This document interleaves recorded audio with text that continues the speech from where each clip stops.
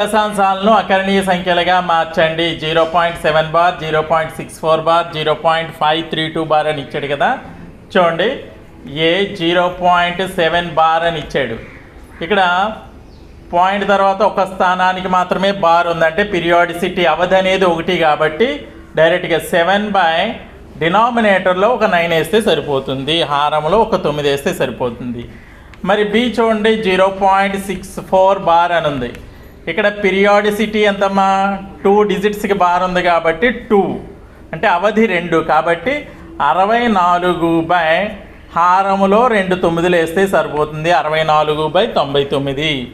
Next C 0.532 bar.